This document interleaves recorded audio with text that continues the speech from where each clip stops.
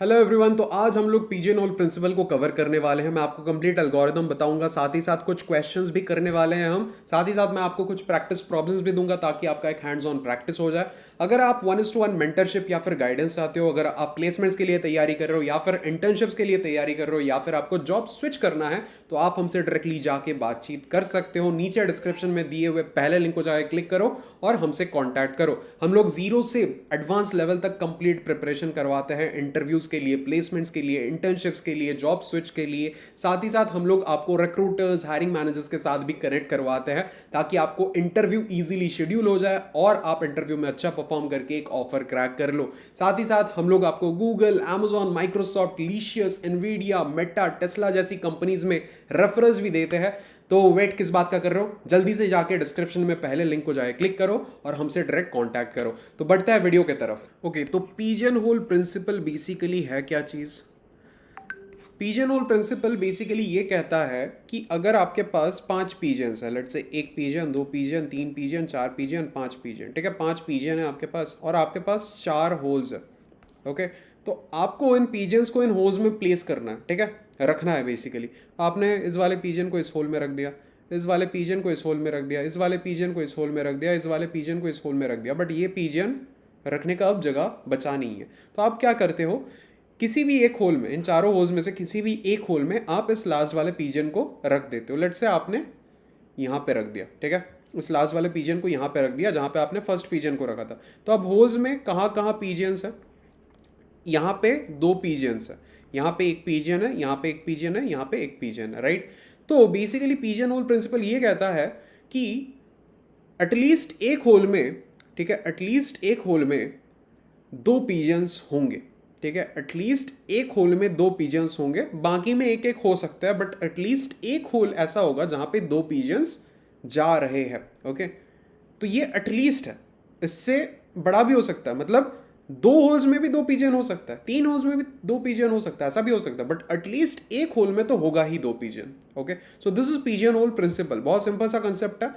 अब आप सोच रहे होगे कि इसका यूज केस क्या है, इसको हम लोग यूज कैसे करते हैं। तो जब हम लोग अब क्वेश्चंस करेंगे तब आपको समझ आएगा धीरे धीरे कि पिजन होल प्रिंसिपल काम कैसे करता है। और ये जो कंसेप्ट है कि एक जगह पे 2 चीज आ रही है, इसी को बेसिकली पिजन होल प्रिंसिपल हम लोग बोलते हैं। काइंड ऑफ एक हाइपोथेटिकल सिचुएशन है, एक हाइपोथेटिकल कंसेप्ट है कि एक जगह पे 2 चीजें आ रही है। अब कंसिडर किसको करना है वो वाली बात है। तो अब क्वेश्चंस की तरफ एक बार मूव करते हैं और देखते हैं कि ये यूज कैसे होता है। तो अगर आपको एक अरे दिया हुआ है, ठीक है, लेट्स से एक अरे दिया हुआ है, इस अरे में बहुत सारे एलिमेंट्स हैं, ठीक है, 8, 9, 10। ओके, इस अरे में बहुत सारे एलिमेंट्स हैं। लेट्स से ये वाला एलिमेंट है यहाँ पे 1, यहाँ पे है 9, यहाँ पे है 10, यहाँ पे है वापस से 20, यहाँ पे है 15, यहाँ पे है 5, यहाँ पे है लेट्स से 7, यहाँ पे है 9, यहाँ पे है 2, यहाँ पे है 3, ठीक है। बहुत सारे एलिमेंट्स दिए हुए हैं। इस अरे का इंटायर साइज क्या है? 10 साइज का है, राइट। आपको बोला गया है आपको एक सबसेट उठाना है, ठीक है, आपको एक सबसेट उठाना है और बताना है कि वो सबसेट में जितने भी एलिमेंट्स प्रेजेंट है, ठीक है, एक सबसेट उठाना है और बताना है कि उस सबसेट में जितने भी एलिमेंट्स प्रेजेंट है उनको अगर मैं सम करूं, ठीक है, उनको अगर मैं सम करूं तो क्या वो सम इस n मतलब इस साइज 10 से कंप्लीटली डिविजिबल होगा। मतलब अगर मैं यहां से 1 और 9 को पिक करता हूं, ये भी तो एक सबसेट है ना, 1 और 9।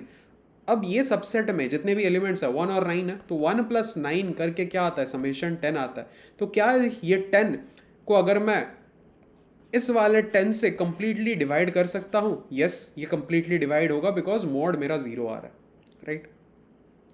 तो यही आपको बताना है कि एक सबसेट क्या पॉसिबल है जिसमें एलिमेंट्स को अगर मैं प्लस करूं तो वो कंप्लीटली डिवाइड हो रहा है मेरे अरे के साइज से।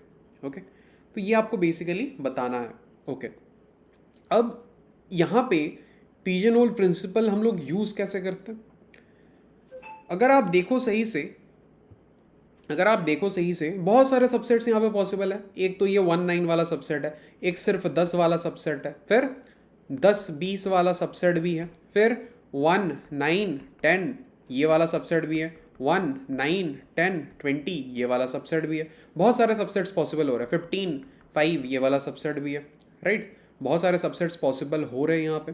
1 9 2 3 ये भी है। 1 9 2 3 ये भी एक सबसेट है। ये 1 ये 9 ये 2 ये 3, नहीं नहीं ये नहीं है। 1 9 2 3 15 बन रहा है, ये नहीं है। तो और क्या बन सकता है? और कोई सबसेट आपको दिख रहा है? बताओ यहाँ से, और कोई सबसेट आपको दिख रहा है यहाँ से? ओके, ये 1 ये 9 और ये 10, हाँ ये बन सकता है। 1 10 9 ये बन सकता है, ये एक सबसेट बन सकता है। 10 + 1 11 + 9 20, 20 इज कंप्लीटली डिविजिबल बाई 10, तो ये एक सबसेट हो सकता है। तो बहुत सारे मेरे को सबसेट दिख रहे हैं। तो आपको बेसिकली यही बताना है कि क्या ऐसा कोई सबसेट पॉसिबल है, क्या ऐसा कोई सबसेट पॉसिबल है। अब यहाँ पे आप क्या देखोगे कि अगर मेरा 10 साइज़ का अरे है, ठीक है, अगर मेरा 10 साइज़ का अरे है, मैं इस अरे को ना वापस से एक बार कॉपी पेस्ट करता हूँ यहाँ पे। सो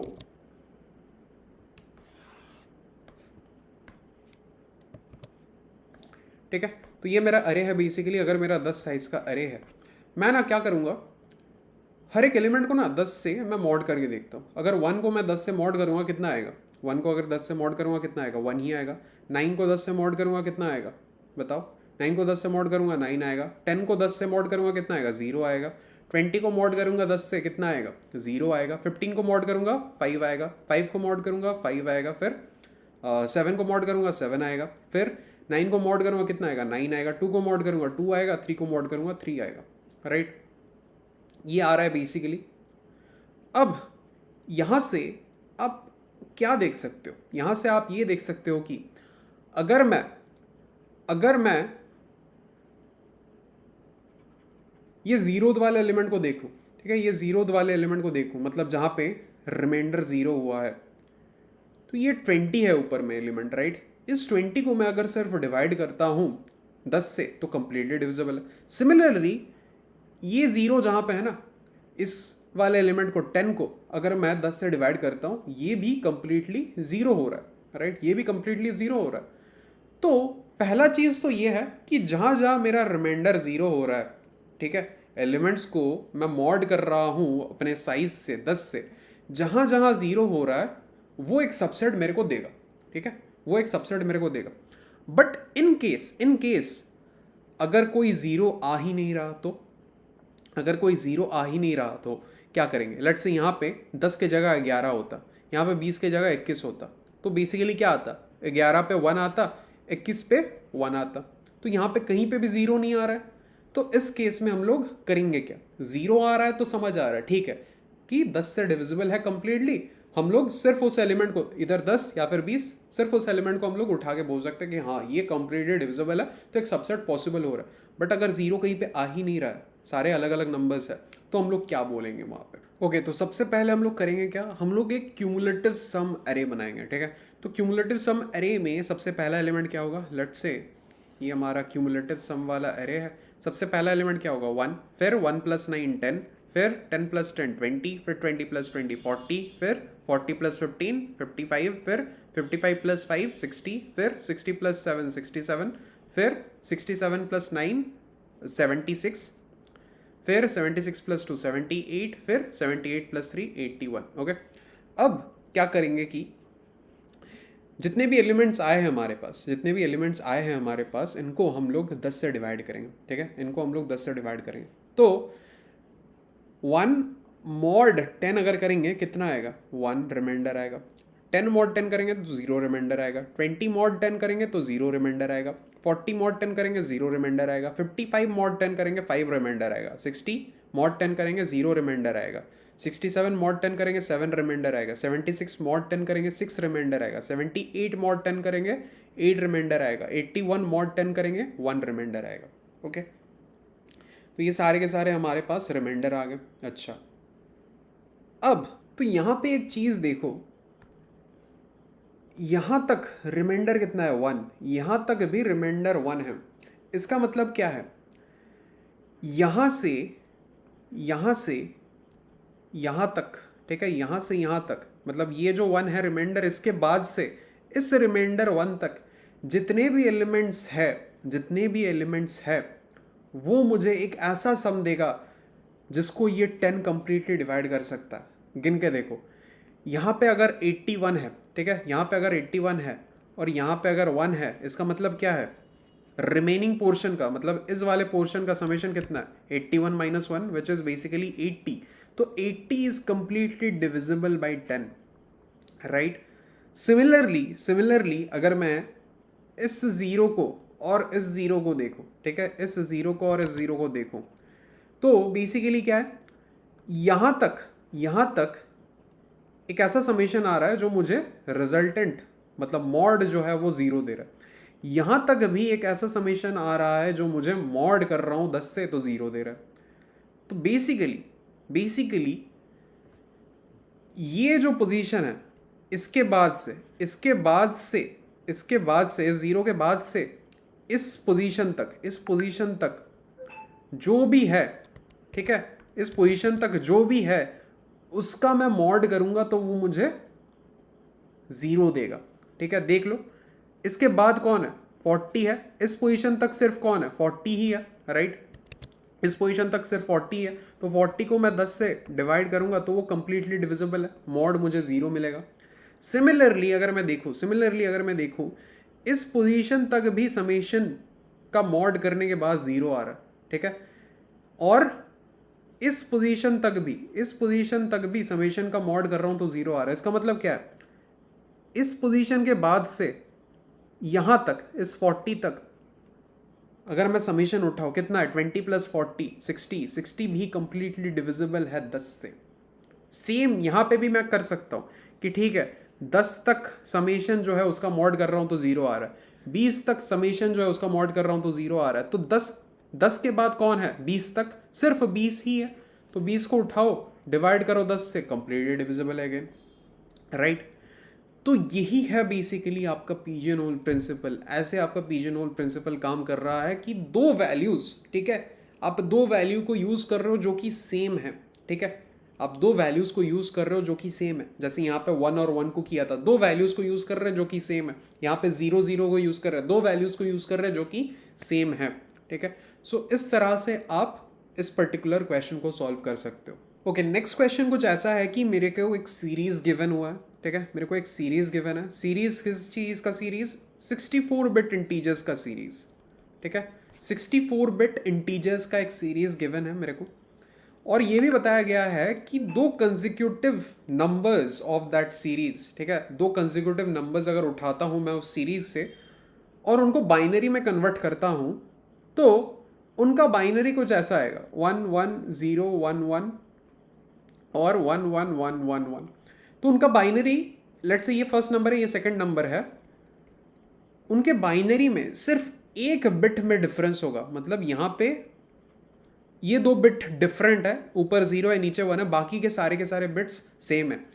तो दो कंसेक्यूटिव इंटीजर्स को उठाऊं अगर मैं उस सीरीज से, तो उन दो इंटीजर्स में कुछ ऐसा डिफरेंस आपको देखने को मिलेगा कि सिर्फ एक बिट पोजीशन में बिट्स डिफरेंट होंगे, बाकी के बिट्स सेम होंगे, ओके। तो आपको बेसिकली 4 इंटीजर्स उठाने हैं उस सीरीज से, कहीं से भी उठा सकते हो, उस सीरीज से उठाना है 4 इंटीजर्स जो कि आपको क्यूमुलेटिव ज़ॉर, ठीक है, क्यूमुलेटिव ज़ॉर 0 देगा। मतलब a ज़ॉर b ज़ॉर c ज़ॉर d 0 होना चाहिए, ठीक है। आपको 4 इंटीजर्स उठाने हैं जो आपको क्यूमुलेटिव ज़ॉर 0 देंगे। तो आपको आउटपुट में बताना क्या है कि ऐसा 4 इंटीजर्स उठाना पॉसिबल है या नहीं, मतलब यस या नो, पॉसिबल है या नहीं, ये आपको बताना, ओके। तो यहां पे पिजनहोल प्रिंसिपल इस बार काम कैसा आएगा देखते हैं। लेट्स से 64 बिट इंटीजर्स है, राइट, 64 बिट इंटीजर्स है, मतलब 64 डिजिट्स होंगे मेरे पास, राइट, 64 डिजिट्स होंगे और हर दो कंसेक्यूटिव इंटीजर्स एक पोजीशन में डिफरेंट होंगे, राइट, हर दो कंसेक्यूटिव इंटीजर्स एक बिट पोजीशन में डिफरेंट होंगे। मतलब अगर एक नंबर 1 1 1 हुआ तो दूसरा नंबर 1 1 0 होगा, ठीक है, सिर्फ एक बिट पोजीशन में डिफरेंस है, बाकी के सारे बिट सेम है। तो अगर मैं इन दोनों का ज़ोर करूं तो क्या आएगा, सिर्फ एक वन आएगा, बाकी के सारे ज़ीरो आएंगे, राइट। सिर्फ एक वन आएगा, बाकी के सारे ज़ीरो आएंगे, मतलब जिस पोजीशन में डिफरेंट है वो लोग उस पोजीशन में वन आने वाला है। तो अगर दो कंसेक्यूटिव इंटीजर्स मुझे ऐसा रिजल्ट दे रहे हैं, दो कंसेक्यूटिव इंटीजर्स मुझे ऐसा रिजल्ट दे रहे हैं, तो आप थोड़ा सा अब सोच के बताओ, आप थोड़ा सा अब सोच के बताओ कि कितने नंबर्स मेरे को चाहिए इस सीरीज में, कितने नंबर्स मेरे को चाहिए इस सीरीज में ताकि हर 64 बिट पोजीशंस में एक एक वन आ जाए। मतलब दो नंबर्स में उठाऊंगा, फर्स्ट नंबर सेकंड नंबर, दो नंबर्स में उठाऊंगा, मेरे पास बहुत सारे नंबर्स हैं, मैं दो दो करके नंबर्स उठाऊंगा, ठीक है। एक सीरीज में बहुत सारे नंबर्स हैं, मेरे को ये बताया गया है कि दो कंसेक्यूटिव नंबर्स ऐसे ऐसे फॉर्मेट में होंगे, सिर्फ एक पोजीशन उनका बिट डिफरेंट होगा, ठीक है। तो मैं हर बार दो नंबर्स उठाने वाला हूँ, एक पेयर बनाने वाला हूँ बेसिकली, और क्या करूँगा कि उनका जोर करूँगा, ठीक है, उनका जोर निकालूंगा। तो ऐसा होगा कि पहला वाला बिट एक बार वन आ रहा है, फिर दूसरा वाला बिट वन आ रहा है, फिर तीसरा वाला बिट वन आ रहा है, फिर चौथा वाला बिट वन आ रहा है जोर करने के बाद, फिर पांचवा वाला बिट वन आ रहा है। ऐसे करते करते 64th पोजीशन में बिट वन आएगा, ठीक है, ऐसा भी होगा। 64th पोजीशन में बिट वन आएगा, ऐसा भी होगा। तो मेरे पास जोर करने के बाद जो पेयर में उठा रहा हूं उनका जोर करने के बाद, बहुत सारे पेयर्स से उठा रहा हूं, जो पेयर में उठा रहा हूं उनका जोर करने के बाद मेरे पास डिफरेंट बिट पोजीशंस में वन आने वाला है। एक बार पहले पोजीशन पे आएगा, फिर दूसरे, फिर तीसरे, फिर चौथे, फिर पांचवे, फिर सिक्स्थ, फिर सेवन्थ, फिर एट, ऐसे करते करते 64th बिट पोजीशन तक मेरा वन आता रहेगा, ठीक है। तो 64th बिट पोजीशन तक वन आने के लिए मेरे को कितने कितने पेयर्स चाहिए? 64 पेयर्स, तभी ना मैं 64 जोर रिजल्ट्स ला पाऊंगा और मेरे पास 64 पोजीशन पे एक वन रहेगा, बाकी के ज़ीरो रहेंगे।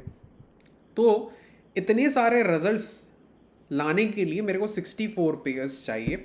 64 पेयर्स मतलब 128 नंबर्स बेसिकली। अब अगर मेरे पास एक 129th नंबर रहा और एक 130th नंबर रहा, ठीक है, यहां तक सारे कॉम्बिनेशंस आ चुके हैं, 128 तक सारे कॉम्बिनेशंस आ चुके हैं। By combinations what I mean, हर एक पोजीशन पे हमने दो नंबर का जोर किया तो हर एक पोजीशन पे मेरे पास वन आया है अभी तक, जीरो पोजीशन से लेके 63rd इंडेक्स तक वन आ चुका है। तो अब अगर मैं कोई न्यू पेयर उठाता हूं तो बेसिकली कोई ना कोई पर्टिकुलर पोजीशन रिपीट होने वाला है। मेरे पास सारा का सारा कॉम्बिनेशंस आ चुका है। इन कॉम्बिनेशंस में मैंने फर्स्ट पोजीशन से लेके 64th पोजीशन तक वन डाल दिया है, ठीक है। बाकी सारे के सारे जीरो है, मैंने वन डाल दिया। 0th पोजीशन पे एक बार वन डाला, फर्स्ट पोजीशन पे, सेकंड पोजीशन पे, थर्ड पोजीशन पे, फोर्थ पोजीशन पे, ऐसे जाते जाते 64 जितने भी पोजीशंस है, मतलब 63rd इंडेक्स में 64th जितने भी पोजीशन है सब में मैंने वन डाल दिया जोर करने के बाद। अब मैं अगर कोई न्यू पेयर उठाता हूं वो मुझे एक ऐसा जोर देगा जहां पे कोई एक पर्टिकुलर पोजीशन वन रहेगा, बट ये वन जिस पोजीशन पे है वो पहले भी कोई दूसरा पेयर मेरे को दे चुका होगा। तो इस 128 तक मेरे पास सारे के सारे कॉम्बिनेशंस होंगे और 129th और 130th पेयर मैं जब उठाऊंगा तो मुझे एक रिपीटिंग कॉम्बिनेशन मिलेगा जो मुझे कहीं ना कहीं इस 128 नंबर्स में पहले मिल चुका है। मतलब इन पहले 64 पेयर्स को जोर करने के बाद मिल चुका है कहीं ना कहीं, तो वो मुझे 129th और 130th पेयर को जब जोर करूंगा तो वो मुझे मिलेगा। तो एक रिपीटिंग पैटर्न मुझे मिलेगा। So what does this mean? मुझे 4 नंबर्स मिल रहे हैं। एक पुराना पेयर जो मुझे सेम पोजीशन पे वन दे रहा था जोर करने के बाद, और ये 129th और 130th एलिमेंट, ये एक पेयर जो मुझे फिर से उसी सेम पोजीशन में 1 दे रहा है जोर करने के बाद। तो मुझे इस पेयर से 2 एलिमेंट मिले, इस पेयर से 2 एलिमेंट मिले, और सेम पोजीशन पे 1 रहेगा तो क्या होगा जोर करने के बाद? 0। तो 4 एलिमेंट्स मुझे मिल चुके हैं जिनको मैं क्यूमुलेटिव जोर करूंगा तो 0 आएगा। तो अगर आपके सीरीज में 130 या उससे ज़्यादा नंबर्स है तो आप आराम से बोल सकते हो कि हाँ, मैं एक ऐसा 4 एलिमेंट्स उठा लूंगा जिनका क्यूमुलेटिव जोर 0 होगा। आई होप आपको समझ आ गया ये चीज़, ठीक है। तो 130 या फिर उससे ज़्यादा नंबर्स रहे मेरे पेयर्स में, मतलब मेरे सीरीज में, तो मैं कॉन्फिडेंटली बता सकता हूँ कि हाँ, एक ऐसा 4 एलिमेंट्स का बंच या फिर बकेट पॉसिबल है जिनको मैं क्यूमुलेटिव जोर करूंगा तो मेरा 0 आने वाला है। बट अगर 130 एलिमेंट्स ना रहे, तो उससे छोटा एलिमेंट रहे, तो उससे छोटे एलिमेंट्स मतलब सीरीज में 129 एलिमेंट रहे तो, 128 एलिमेंट रहे तो, 127 एलिमेंट रहे तो, या फिर 10 एलिमेंट रहे तो क्या करेंगे? 130 या फिर उससे बड़ा रहे तो मैं कॉन्फिडेंटली बता पा रहा हूँ कि हाँ पॉसिबल है, बट उससे कम रहे तो क्या करेंगे? तब हमें ऑब्वियसली ब्रूट फोर्स ही लगाना पड़ेगा यहाँ पे। तब हम क्या कर सकते हैं कि हम लोग 3 लूप्स लगाएंगे, ए बी और सी हम लोग उठा लेंगे, ठीक है। 3 लूप्स लगा के हम लोग ए बी और सी उठाएंगे, और हमें बेसिकली डी चूज करना पड़ेगा। डी कैसे हम लोग चूज कर पाएंगे? ए बी सी अगर हम पिक कर रहे हैं 3 फॉर लूप से, और हमें डी चाहिए। डी क्यों चाहिए? बिकॉज एज और बीज और सीज और डी इक्वल्स टू 0। इसका मतलब ये भी तो है कि एज और बीज और सी इक्वल्स टू डी। तो ये जो 3 एलिमेंट्स पिक करेंगे हम लोग फॉर लूप लगा के, इन तीनों को जोर करेंगे और फाइंड करेंगे कि क्या जो क्यूमुलेटिव आ रहा है इन तीनों का, वो रेस्ट ऑफ द सीरीज में कहीं पे प्रेजेंट है क्या। मतलब वही तो डी के बराबर है ना। तो अगर इन तीनों का क्यूमुलेटिव मिल गया, so that is basically equal to D, तो हमें डी भी मिल जाएगा। तो अगर डी सीरीज में प्रेजेंट है तो हम बोल सकते हैं कि हाँ, हमें डी भी मिल चुका है, ए बी सी हमने ऑलरेडी लूप में पिक कर लिया है, तो हमें ए बी सी डी चारों मिल चुका है। तो यस पॉसिबल है। बट अगर डी आपको मिल नहीं रहा है, मतलब ए बी सी का क्यूमुलेटिव जोर आपको सीरीज में, रेस्ट ऑफ द सीरीज में कहीं नहीं मिल रहा है, तो आप बोल सकते हो कि नो, पॉसिबल नहीं है। तो ये जो डी हम फाइंड करने वाले हैं, ये कैसे फाइंड कर सकते हैं? तो अगर ए बी सी उठा रहे हैं, ए बी सी अगर उठा रहे हैं हम लोग, तो हम लोग क्या कर सकते हैं डी फाइंड करने के लिए? ए बी सी अगर हम लोग उठा रहे हैं, हम लोग डी फाइंड करने के लिए क्या कर सकते हैं? रिमेनिंग जितना भी सीरीज है, उसको पहले सॉर्ट कर लेंगे, ठीक है। उसको पहले सॉर्ट कर लेंगे, फिर उस पर हम लोग बाइनरी सर्च लगा सकते हैं। एक तो आपका ये प्रोसेस हो गया। दूसरा क्या प्रोसेस हो सकता है? हम लोग एक हैश मैप यूज कर सकते हैं। हैश मैप में सारे एलिमेंट्स डाल सकते हैं। तो ए बी सी पिक करने के बाद हम लोग डायरेक्टली सर्च करेंगे कि रेस्ट ऑफ द सीरीज में कोई ए बी सी का क्यूमुलेटिव जोर प्रेजेंट है या नहीं, मतलब डी प्रेजेंट है या नहीं। अगर हैश मैप में मिल जाता है, बढ़िया, प्रेजेंट है। अगर नहीं मिलता है तो फिर हम लोग डायरेक्टली नो बोल देंगे कि नहीं, प्रेजेंट नहीं है। So this is a method which you can use. तो this is how you solve this question. अब बढ़ते हैं नेक्स्ट क्वेश्चन की तरफ। ओके, नेक्स्ट क्वेश्चन कुछ ऐसा है कि आपके पास बहुत सारे सिटीज़ है, ठीक है। आपके पास बहुत सारे सिटीज़ है, और हर सिटी में ना एक इंसान बैठा हुआ है। ओके, लेट्स से यहाँ पे इंसान ए बैठा है, यहाँ पे बी बैठा है, यहाँ पे सी बैठा है, यहाँ पे डी बैठा है, यहाँ पे ई बैठा है। तो 5 बेसिकली यहाँ पे इंसान बैठे हुए। अब हर सिटी एक रोड से कनेक्टेड है। लेट्स से ए और बी कनेक्टेड है, बी और सी कनेक्टेड है, सी और डी कनेक्टेड है, डी और ई कनेक्टेड है। डन है। हर सिटी से दूसरे सिटी का, ठीक है, मतलब ए से बी का एक डिस्टेंस दिया हुआ है। लेट्स से ये 3 डिस्टेंस है, ये 2 डिस्टेंस है, ये 2 डिस्टेंस है, ये 5 डिस्टेंस है, ठीक है। तो ए से बी 3 डिस्टेंस है, बी से सी 2 डिस्टेंस है, सी से डी 2 डिस्टेंस है, डी से ई 5 डिस्टेंस है। आपको बोला गया है कि आफ्टर अ सर्टेन ऑपरेशन, ठीक है, आफ्टर अ सर्टेन ऑपरेशन मतलब आपको कुछ ऐसा चेंजेस करना है कि हर एक इंसान अपना पोजीशन चेंज कर ले, मतलब हर एक इंसान अपना सिटी चेंज कर ले।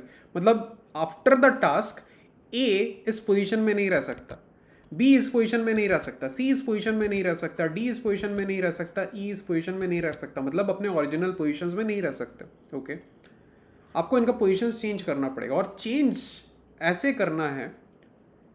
करना है कि अगर आप ए से बी जा रहे हो तो जितना भी डिस्टेंस लग रहा है उसको तो काउंट करोगे। लेट्स से आप ए से बी जा रहे हो, बी ए पे आ रहा है, तो ए से बी गए, बी ए पे आया, तो टोटल डिस्टेंस कितना ट्रैवल हो रहा है? ए बी जा रहा है तो 3 डिस्टेंस, बी ए आ रहा है तो वापस से 3 डिस्टेंस, 6 डिस्टेंस। ठीक है, तो आपको चेंजेस ऐसे करने हैं कि ये जो डिस्टेंस आ रहा है ना ये मैक्सिमम हो। ठीक है, आपको चेंजेस ऐसे करने हैं कि ये जो डिस्टेंस आ रहा है ये मैक्सिमम हो। मतलब मैं ऐसे भी तो कर सकता था, मैं ए और बी को एक्सचेंज ना करके मैं ए और बी को एक्सचेंज ना करके मैं ए और ई को एक्सचेंज करूं, ए और ई को एक्सचेंज करूं, मैं ए और ई को एक्सचेंज करूंगा, कितना होगा? पहले 3, फिर 2, फिर 2, फिर 5। ए पहले 3 जाएगा, फिर 2 जाएगा, फिर 2 जाएगा, फिर 5 जाएगा। वापस से ई क्या करेगा? 5 फिर 2 फिर 2 फिर 3, 5 फिर 2 फिर 2 फिर 3। ठीक है, तो ये कितना हुआ? 5 + 5 10, 12, यहाँ पे भी 12। तो टोटल ए और ई का एक्सचेंज में हमें 12 + 12 24 पॉइंट्स मिल रहा है।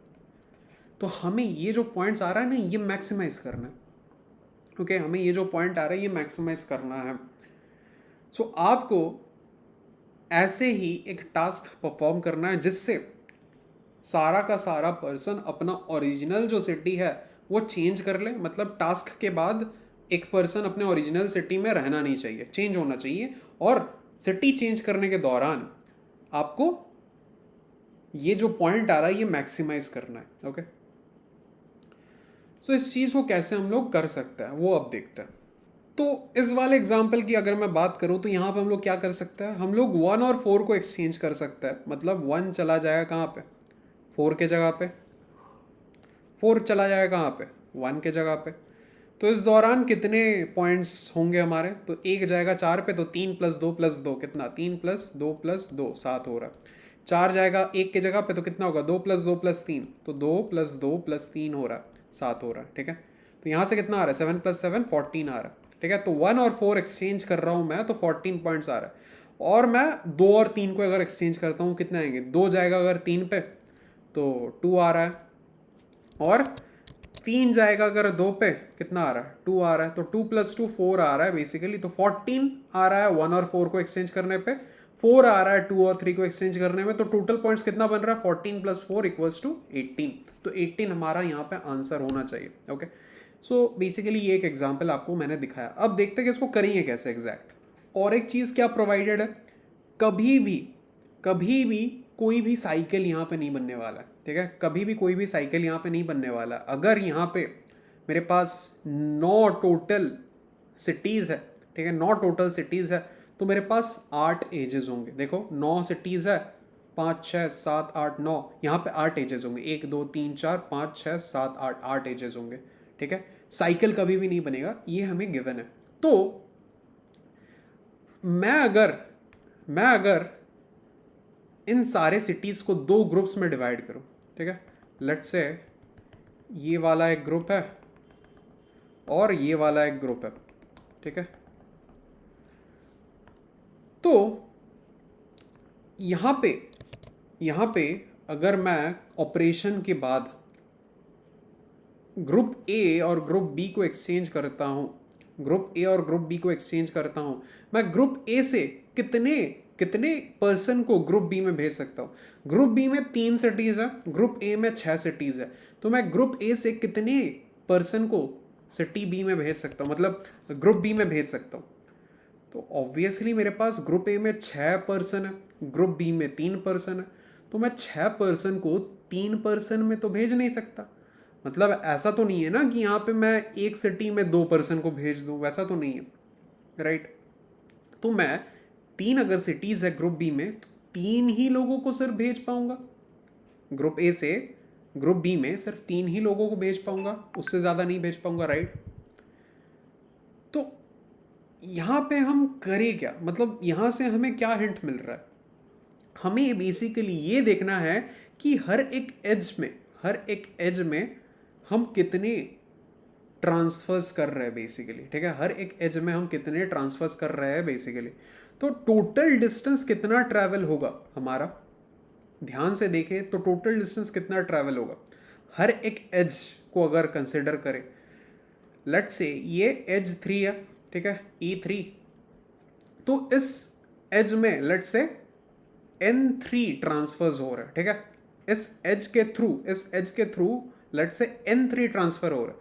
सेम अगर ये हमारा एज 2 है, एज 2, तो इसके थ्रू N2 ट्रांसफर्स होंगे। ये एज 1 है तो इसके थ्रू N1 ट्रांसफर्स होंगे, N1, ठीक है। सिमिलरली बाकी एजेस के थ्रू भी उतने ही ट्रांसफर होंगे। लेट्स से एज 4 के थ्रू N4 ट्रांसफर्स है, एज 5 के थ्रू N5 ट्रांसफर्स होंगे, एज 6 के थ्रू N6 ट्रांसफर्स होंगे, एज 7 के थ्रू N7 ट्रांसफर्स होंगे, एज 8 के थ्रू N8 ट्रांसफर्स होंगे, ठीक है। तो हमें एज का वैल्यू तो पता है कि हर एक एज में हमें कितना पॉइंट्स मिल रहा है, बट हमें कितने ट्रांसफर्स हो रहे हैं हर एक एज में वो नहीं पता, राइट। कितने ट्रांसफर्स हो रहे हैं हर एक एज में वो नहीं पता, तो यही हमें बेसिकली फाइंड करना है, ओके।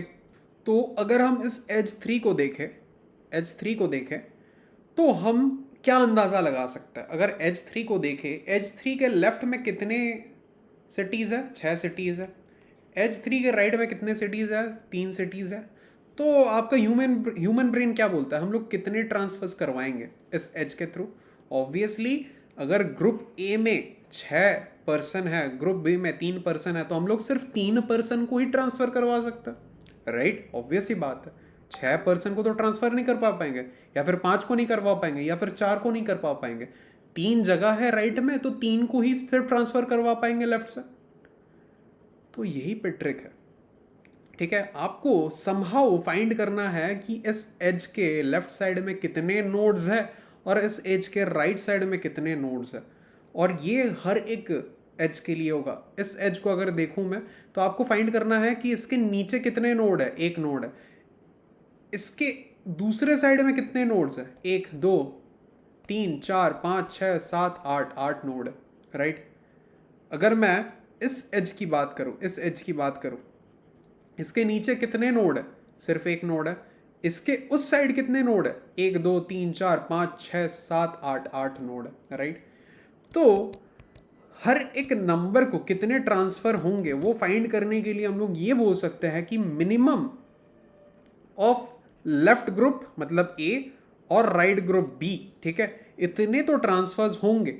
और क्या, अगर लेफ्ट साइड से 3 आ रहे हैं तो राइट साइड से भी तो 3 जाएंगे लेफ्ट की तरफ, तो 2 into minimum of A and B, इतने ट्रांसफर्स होंगे। तो 2 into minimum of A and B, साथ ही साथ जो एज का पॉइंट है इंटू 3, ये हमारा बेसिकली इस एज का कंट्रीब्यूशन होगा। सेम वे में हमें बाकी एजेस के भी कंट्रीब्यूशंस एड अप करने हैं हमारे रिजल्टेंट में, तो जो फाइनल रिजल्ट आएगा वही हमारा आंसर होने वाला है, ओके। तो इसको और एक बार मैं रिकैप करवा देता हूँ कि हम लोग करेंगे कैसे इस चीज़ को, ओके। तो हम लोग क्या करेंगे बेसिकली, हम लोग बोलेंगे 1 को कि कॉल लगाओ 2 को आप, ठीक है। 1 को बोलेंगे कॉल लगाओ 2 को आप, या फिर मैं एक काम करता हूँ, नंबर्स को ना ABC के फॉर्मेट में ही बताता हूँ ताकि आप कंफ्यूज ना हो जाओ। लेट्स से ये A है, ये B है, ये C है, ये D है, ठीक है। तो मैं क्या बोलूँगा, मैं A हूँ, मैं बोलूँगा B को कि इस सेक्शन में कितने नोड्स है ये मेरे को ला के दो, ठीक है। मैं एक DFS कॉल लगाऊंगा B को, मैं बोलूँगा B तुम्हारे सेक्शन में कितने नोड्स है ये मेरे को ला के बताओ। तो इससे बेसिकली इस एज के राइट साइड में कितने नोड्स है ये मेरे को पता लग जाएगा। अगर यहाँ पे मेरे को पता लग जाता है एज के राइट साइड में 3 नोड्स है, टोटल नोड्स कितने हैं, 4, तो एज के लेफ्ट साइड में कितने होंगे, अगर टोटल 4 है, राइट साइड में तुम्हारे 3 है, लेफ्ट साइड में कितने होंगे, 1, 4 - 3 1, ऑब्वियस सी बात है, राइट। तो जब मैं A हूँ और मैं बोलूँगा B को, मैं DFS कॉल लगाऊंगा B को कि बताओ तुम्हारे सेक्शन में कितने बेसिकली नोड्स है, तो B क्या करेगा, B कॉल लगाएगा C को, ठीक है। B DFS कॉल लगाएगा C को, बोलेगा तुम्हारे सेक्शन में कितने नोड्स है बताओ। C क्या करेगा, सी क्या करेगा, सी कॉल लगाएगा डी को कि तुम्हारे सेक्शन में कितने नोड्स है बताओ। तो डी का तो कोई एडजेसेंट है नहीं, ठीक है, डी का तो कोई एडजेसेंट है नहीं इस तरफ, और इस तरफ अगर नेबरिंग में देखूँ सी है, तो सी तो डी का पेरेंट है। तो जब भी नेबरिंग कोई मेरा पेरेंट होगा उसको मैं कंसिडर नहीं करने वाला, बाकी को मैं कंसिडर करूंगा, नीचे कोई रहता उसको मैं कंसिडर करता, बट नेबरिंग अगर मेरा पेरेंट है उसको मैं कंसिडर नहीं करने वाला हूँ। ये एक एच केस है बेसिकली। तो डी बोलेगा मेरा और कोई नेबरिंग नहीं है, मैं अकेला हूँ। तो डी बोलेगा कि इस एज के इस साइड में सिर्फ एक ही नोड है जो कि मैं खुद हूँ। तो ये बेसिकली एक पास कर देगा यहाँ पे, ओके।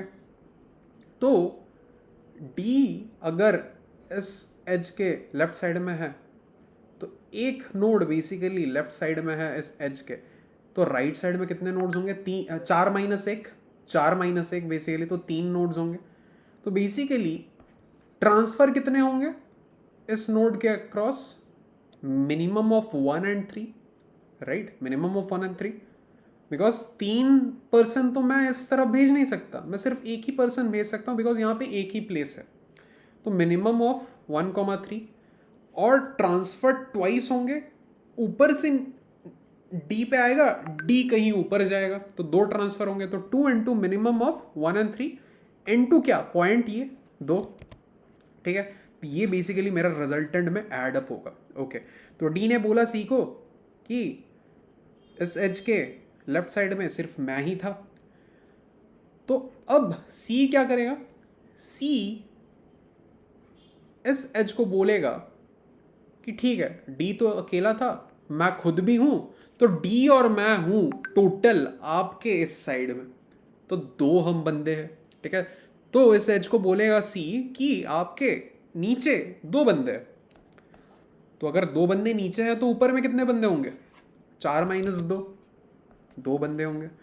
तो इस एज के अक्रॉस कितने ट्रांसफर होंगे, मिनिमम ऑफ 2, 2, मतलब 2 ट्रांसफर मैं करवा सकता हूँ। मैं ए और बी को सी और डी के जगह भेज सकता हूँ, डी और सी को ए और बी के जगह भेज सकता हूँ। तो मिनिमम ऑफ दीज 2 ट्रांसफर होंगे बेसिकली, मतलब ट्वाइस ट्रांसफर होगा इसके अक्रॉस। ए और बी इधर आएगा, डी और सी ऊपर जाएंगे। तो 2 into minimum of 2, 2 into point कितना है 2, तो लिख दो। ये पॉइंट भी कंसिडर हो गया अपने रिजल्टेंट में, ठीक है। तो अब बी ए को कितना बताएगा, बी ए को बताएगा कि सी और डी तो थे और मैं खुद भी हूं, तो 2 + 1 3 है इस एच के राइट साइड में। तो यहाँ पे 3 लिख दो। अगर 3 राइट साइड में है, लेफ्ट साइड में कितने होंगे, 4 - 3 1, ठीक है। तो बेसिकली इस एज के अक्रॉस कितने ट्रांसफर होंगे, ट्वाइस इंटू मिनिमम ऑफ 3, 1, और पॉइंट कितना है 3 है। तो बेसिकली क्या हुआ यहाँ पे, यहाँ से कितना आया 2 into 1 into 2 4, यहाँ से कितना आया 2 into 2 4 into 2 8, यहाँ से कितना आया 2 into 1 into 3 6। तो 8 + 6 कितना, 14 + 4 कितना 18। यही आपका आंसर है, ठीक है। तो इसको अब अच्छे से हम लोग कोड कर लेते हैं। आई होप आपको ये चीज़ समझ आ चुका होगा। And this is how we use pigeonhole principle, कि आपके पास होल्स है राइट साइड में, आपके पास लोग है लेफ्ट साइड में, आप कैसे ट्रांसफ़र करोगे उन लोगों को इन होल्स में, okay. So this is entirely pigeonhole principle. I hope आपको कंप्लीट समझ आ चुका होगा। अब इसको अच्छे से एक बार कोड कर लेते हैं जल्दी से, एंड फिर मैं आपको कुछ प्रैक्टिस प्रॉब्लम्स देने वाला हूँ, ओके। तो हमारे पास कुछ इनपुट्स गिवन है। तो ये क्वेश्चन बेसिकली एसपीओजी का प्रॉब्लम था। होली नाम है उसका, हॉलीडे अकोमोडेशन कुछ ऐसा नाम है। मैं आपको लिंक दे दूंगा डिस्क्रिप्शन में, आप जाके चेकआउट कर सकते हो। तो बेसिकली हमारे पास 2 टेस्ट केसेस है, ठीक है। हर टेस्ट केस में बताया गया है कि कितने बेसिकली सिटीज़ है, ठीक है। तो 4 सिटीज़ है, और दूसरे टेस्ट केस में 6 सिटीज़ है। तो 4 सिटीज़ है, मतलब 4 सिटीज़ है और 3 एजेस है। तो उन 3 एजेस का डिस्क्रिप्शन यहाँ पे दिया हुआ है कि 1 से 2 सिटी कनेक्टेड है और वेट कितना है 3 है। 2 से 3 सिटी कनेक्टेड है और वेट कितना है 2 है। 3 से 4 सिटी कनेक्टेड है और वेट कितना है 2 है, ठीक है। तो यही बेसिकली फॉर्मेट है। यहाँ पे 6 सिटीज़ गिवन है और 5 एजेस का डिस्क्रिप्शन दिया हुआ है कि 1 से 2 कनेक्टेड है 3 वेट है, 2 से 3 कनेक्टेड है 4 वेट है, 2 से 4 कनेक्टेड है और 1 वेट है, 4 से 5 कनेक्टेड है और 8 वेट है, 5 से 6 कनेक्टेड है और 5 वेट है, ठीक है। ऐसे करके बताया गया। तो इनको तो पहले लेना पड़ेगा हमें। टेस्ट केस टी कर देते हैं, int T cin T while T minus minus okay okay, तो अब हम लोग क्या करेंगे, जितने भी सिटीज़ है वो हम डिस्क्रिप्शन लेंगे, कितने सिटीज़ है, तो n में हमने ले लिया कितने सिटीज़ है हमारे पास। इसके बाद क्या करना है, n अगर सिटीज़ है तो n-1 एजेस होंगे, तो उन एजेस को भी हम लोग ले लेंगे अब, ठीक है। तो let's say int edges equals to n-1 basically है, तो वाइल एजेस माइनस माइनस तब तक लेते रहो एजेस का डिस्क्रिप्शन, ठीक है। और एक चीज़ क्या करना है हमें ये जो बेसिकली 1 से 2 नोड कनेक्टेड है और नोड का जो भी पॉइंट है वो 3 है, इसको स्टोर करने के लिए भी तो एक चीज़ चाहिए। तो हम लोग यहाँ पे क्या करेंगे, एक एडजेसेंसी लिस्ट बनाएंगे। तो वेक्टर बेसिकली ये जो लिस्ट होगा पेयर फॉर्मेट में रहेगा। पेयर फॉर्मेट मतलब 1 से 2 कनेक्टेड है, ठीक है। तो एक के लिए अगर मैं देख रहा हूँ तो मैं ये बोलूँगा कि एक के साथ एक का नेबर 2 है और इस नेबर को कनेक्ट किया हुआ जो बंदा है उसका पॉइंट 3 है, ठीक है। अगर एक के साथ कोई और कनेक्ट होता तो मैं बोलता एक के साथ 5 कनेक्टेड है और जो कनेक्ट किया हुआ है उसका वैल्यू 8 है। तो बेसिकली एक के जगह पे कनेक्शंस होंगे कि इधर से इधर कनेक्शन है वैल्यू इतना है, इधर से इधर कनेक्शन है वैल्यू इतना है। तो बेसिकली इन्हीं कनेक्शंस को दिखाने के लिए मैं एडजेसेंसी लिस्ट यूज करूंगा और पेयर फॉर्मेट में यूज करूंगा। पेयर का पहला जो होगा वो है कि कौन सा दूसरा नोड कनेक्टेड है तुम्हारे साथ। पेयर का दूसरा पार्ट क्या होगा कि पॉइंट कितना है, जो कनेक्शन उसका पॉइंट कितना है। तो इंट कॉमा इंट का पेयर है, ओके। एंड इसे मैं एडजेसेंसी लिस्ट बनाऊंगा और टोटल यहाँ पे 10⁵ का वैल्यू हम लोग स्टोर करते हैं जस्ट फॉर सेक कि आपका कोड चल जाए हर एक टेस्ट केस पे, ठीक है। तो यहाँ पे हमने एडजेसेंसी लिस्ट बना लिया है। अब क्या करना है, आपको इन एजेस को स्टोर करना है, राइट। तो एडजेसेंसी सबसे पहले हम लोग क्या करेंगे, 3 एलिमेंट्स को लेंगे। तो लेट्स से एक u है एक v है कि u से v कनेक्टेड है और वेट कितना है w, ठीक है। तो हम लोग क्या करेंगे, basically adjacency of u dot pushback क्या करना है, पेयर फॉर्मेट में पुशबैक करेंगे। तो v है दूसरा नोड जो कनेक्टेड है u के साथ और वेट कितना है w, सही है। सेम वे में v के साथ भी तो u कनेक्टेड है, u के साथ अगर v कनेक्टेड है तो v के साथ भी तो u कनेक्टेड है, उससे भी हम लोग स्टोर करेंगे। Adjacency of v dot pushback क्या करेंगे, यहाँ पे u कनेक्टेड है v के साथ और वेट भी है w, ठीक है। चलो तो हमारा जो डिस्क्रिप्शन है एजेस का वो हो चुका है, फाइन। अब हम लोग क्या करेंगे, हम लोग एक डीएफएस फंक्शन बनाएंगे, ठीक है। डीएफएस फंक्शन बनाएंगे और एक हमारा आंसर भी रहने वाला है, ठीक है। इंट आंसर, फिलहाल के लिए आंसर 0 रखते हैं। एक डीएफएस फंक्शन बना रहे, पता नहीं अभी क्या क्या पुश करने वाले हैं। आंसर तो पुश होगा ही बिकॉज आंसर को हमें बार बार अपडेट करना है। साथ ही साथ हम लोग ये भी लेंगे कितने नोड्स है हमारे पास, ठीक है, कितने सिटीज़ हैं हमारे पास, और क्या चाहिए हमें एडजेसेंसी लिस्ट भी पास करना पड़ेगा बिकॉज उसके अलावा हम लोग करेंगे कैसे काम, राइट। और क्या चाहिए, और ये चाहिए कि हम लोग कहाँ से स्टार्ट कर रहे हैं, किस नोड से स्टार्ट कर रहे हैं। तो नोड स्टार्ट कर रहे हैं लेट्स से 1 फर्स्ट नोड से स्टार्ट कर रहे हैं। और एक चीज़ क्या चाहिए हमें, हमें ये भी तो चाहिए कि हमारा पेरेंट कौन है, राइट। तो फिलहाल के लिए अगर फर्स्ट नोड से स्टार्ट कर रहे हैं, फर्स्ट नोड का कोई पेरेंट तो है नहीं, तो -1 लिख देते हैं, ठीक है। चलो ये हो गया एंड फाइनली हम लोग क्या करेंगे, आंसर को प्रिंट करा देंगे, ओके। तो अब हम लोग डीएफएस वाला फंक्शन बनाते हैं, ठीक है। डीएफएस वाला फंक्शन हम लोग अब बनाते हैं। So let's say int DFS क्या क्या हम लोग देंगे, पहला तो है करंट नोड कौन सा है, इंट यू, अच्छा सही है। उसके बाद पेरेंट कौन है, ठीक है। चलो फिर हम लोग एडजेसेंसी जो लिस्ट है वो पास करेंगे। तो वेक्टर पेयर फॉर्मेट में इंट इसको हम लोग रेफरेंस के फॉर्मेट में पास कर सकते हैं, ऐसे भी कर सकते हैं नॉर्मल, ठीक है। तो इसको हम लोग रेफरेंस के फॉर्मेट में पास कर रहे हैं। साथ ही साथ हम लोग क्या करेंगे, हम लोग जो आंसर है अपना उसको रेफरेंस के फॉर्मेट में पास करेंगे बिकॉज उस पर मॉडिफिकेशंस होंगे, उसमें वैल्यू एडिशंस होंगे, ओके। तो एक ही जगह पे वो वैल्यू ऐड होगा। अगर सिर्फ रेफरेंस के बिना करते तो वो अलग अलग कॉपीज बनाता जिसमें मॉडिफाइड वैल्यू नहीं रहता, बट रेफरेंस बनाएंगे तो मॉडिफाइड वैल्यू उसमें घुसेगा, सेम जगह पे घुसेगा, ठीक है। तो इसके बाद हम लोग क्या लेंगे लास्ट में, कितने नोड्स है बेसिकली, ठीक है, डन है। अच्छा अब हमें क्या करना है, अब हम लोग बेसिकली जो भी हमारा करंट नोड है उसके इसको देखेंगे, उसके कनेक्शंस जितने भी है, उसके नेबर्स जितने भी है, उससे कनेक्टेड जो जो है उनको सर्व करेंगे, ठीक है। तो क्या करना है, for auto IT adjacency of u, ठीक है। जो भी एडजेसेंट है यू का उनको हम लोग अब इटरेट करने वाले, ठीक है। तो लेट्स से पहला जो पेयर आया है, पेयर का पहला पार्ट क्या है, पेयर का पहला पार्ट है एक कौन सा दूसरा नोड कनेक्टेड है, तो node connect equals to pair का फर्स्ट, ठीक है। अच्छा, और वैल्यू जो है पॉइंट भी बोल सकते हैं इसको, पॉइंट जो है वो है पेयर का सेकंड, ठीक है, सही है। तो हमारे पास ये आ गया कि करंट नोड से दूसरा नोड कौन कनेक्टेड है, ठीक है, और पॉइंट जो है वो कितना है, ठीक है। ये दो चीज़ आ चुका है हमारे पास। अब हम लोग क्या करेंगे, बेसिकली जो नोड कनेक्टेड है उस पर हम लोग डीएफएस कॉल लगाएंगे, ठीक है, और ये जानेंगे उससे कि कितने नोड्स है, ठीक है। अगर एक नोड यहाँ पे है, उससे दूसरा नोड कनेक्टेड है, ये वाला मिडिल में एज है, तो हम लोग ये जानने की कोशिश करेंगे कि इस एज के राइट साइड में कितने नोड्स है। तो काउंट नोड्स, ठीक है,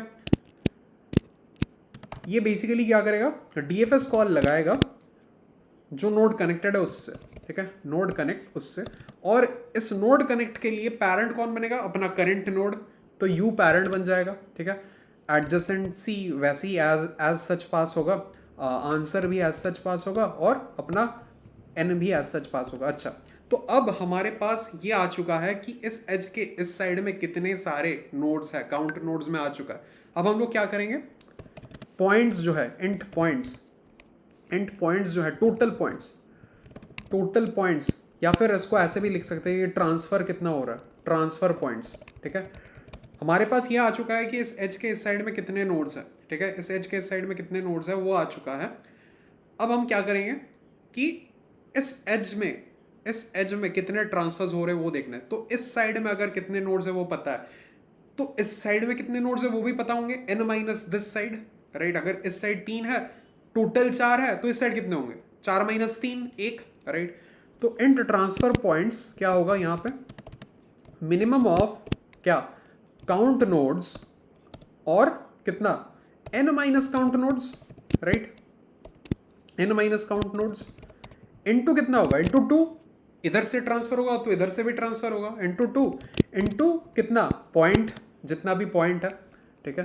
तो पॉइंट डन है, तो हमें ट्रांसफर पॉइंट्स मिल चुका है। अच्छा, और एक चीज हमें क्या चाहिए था, हमें ये भी तो चाहिए था ना कि करंट जहां पे हम लोग है, ठीक है, इंट करंट साइज कितना है। अगर एकदम नीचे वाला नोड ले, ठीक है, जिसका और कोई नेबर है ही नहीं, तो करंट साइज, उसका साइज कितना है, 1 है, ठीक है। तो करंट साइज फिलहाल के लिए हमारे पास 1 है। अच्छा, तो नीचे से हमें पता चल चुका है कि कितने नोड्स है, ठीक है, और हम लोग यहाँ पे खड़े हैं। तो अगर मुझे खुद को भी इंक्लूड करना है, मेरा कोई और पैरेंट है, उसको मुझे पास करना है कि कितने नोड्स है मेरे को मिला के, तो मुझे इस साइड का पता लग चुका है 3 है। मैं अगर खुद भी घुसूँ तो 4 बन जाऊंगा, तो मैं अपने पेरेंट को भेज सकता हूँ कि हम लोग 4 है टोटल आपके नीचे, तो वो भी मेरे को चाहिए। तो करंट साइज क्या होगा, बेसिकली प्लस इक्वल्स टू कितना, काउंट नोड्स, सही है, ये भी हो चुका है। और क्या चाहिए हमें, यहाँ पे ट्रांसफर पॉइंट्स हमें पता लग चुका है। आंसर में हम लोग क्या करेंगे, ट्रांसफर पॉइंट्स को प्लस कर देंगे, ठीक है, ट्रांसफर पॉइंट्स हमने प्लस कर दिया है। और फाइनली क्या करेंगे, रिटर्न कर देंगे, क्या रिटर्न कर देंगे अपने पेरेंट को कि हम लोग कितने नंबर्स में, मतलब करंट साइज हम लोग रिटर्न कर देंगे अपने पेरेंट को, ठीक है, डन है। और एक चीज हम लोग यहाँ पे क्या भूल गए, जब भी हम लोग नेबरिंग देख रहे हैं कि हमारे साथ और कौन कनेक्टेड है, हमें ये भी तो चेक करना है कि हमारे साथ और कोई अगर कनेक्ट नहीं है, तो हम अपने पेरेंट को भी देख रहे हैं यहाँ पे। तो अगर हमारा नेबरिंग पेरेंट है तो उसको हम लोग कंसिडर नहीं करेंगे। तो इफ यहाँ पे करना पड़ेगा इससे, if node connect double equals to parent, तो हम लोग इसको कंसिडर नहीं करेंगे, कंटिन्यू कर देंगे, नेक्स्ट नेबरिंग पे चल जाएंगे, ठीक है। इसको एक बार बिल्ड करके देखते हैं कुछ एरर्स आ रहा है या नहीं, ठीक है। यहाँ पे एरर आ रहा है, क्या एरर आ रहा है देखते हैं, डीएफएस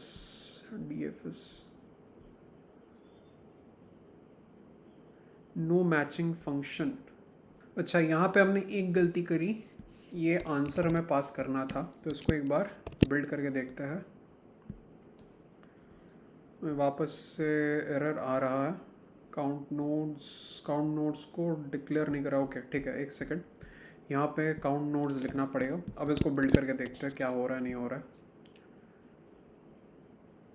ओके, हमने यहाँ पे यू वी डब्ल्यू का इनपुट ही नहीं लिया था। ओके, वी डब्ल्यू अब तो रन कर जाना चाहिए, ऑब्वियस सी बात है। ठीक है, चलो 18 और 62 आया है, यही आंसर है आपका। तो आई होप आपको यहाँ पे कोड कम्प्लीटली समझ आ चुका होगा, जो भी हमने किया एल्गोरिदम आपको समझ आ गया है, पीजे नॉल प्रिंसिपल आपको समझ आ गया है। तो यही था पीजे नॉल प्रिंसिपल। एंड आपको मैं अब कुछ प्रैक्टिस प्रॉब्लम्स देने वाला हूँ, आपको करना है ये एल्गोरिदम कवर करने के बाद। तो आपका एक हैंड्स ऑन प्रैक्टिस हो जाएगा, आप कॉम्पिटिटिव प्रोग्रामिंग कॉन्टेस्ट में भी अच्छा परफॉर्म करोगे, साथ ही साथ इंटरव्यूज़ में अगर कोई क्वेश्चन आए इससे रिलेटेड, जो कि रेयर है बट आ सकते हैं, तो आप वो भी कवर कर लोगे। सो यही था आज के वीडियो के लिए। एंड अगर आपको अगेन 1:1 मेंटरशिप और गाइडेंस चाहिए मुझसे एंड मेरी टीम से, अगर आप इंटरव्यूज़ के लिए प्रिपेयर कर रहे हैं, प्लेसमेंट्स के लिए प्रिपेयर कर रहे हैं, जॉब स्विच के लिए प्रिपेयर कर रहे हैं, इंटर्नशिप्स के लिए प्रिपेयर कर रहे हो, तो आप हमसे डायरेक्टली कॉन्टैक्ट कर सकते हो। डिस्क्रिप्शन में दिए हुए पहले लिंक को जाके चेकआउट करो एंड बातचीत करो। ठीक है, मिलते हैं नेक्स्ट वीडियो में, तब तक के लिए stay happy, stay healthy and bye bye. And हो सके तो इस वीडियो को एक लाइक कर देना, चैनल को सब्सक्राइब कर देना, शेयर कर देना अपने दोस्तों के साथ, ताकि हम DSA playlist, algorithm playlist, last moment preparation playlist जल्दी से जल्दी कवर कर सके। आपका सपोर्ट ज़रूरी है। तो मिलते हैं नेक्स्ट वीडियो में and see you in the practice problems. Bye bye.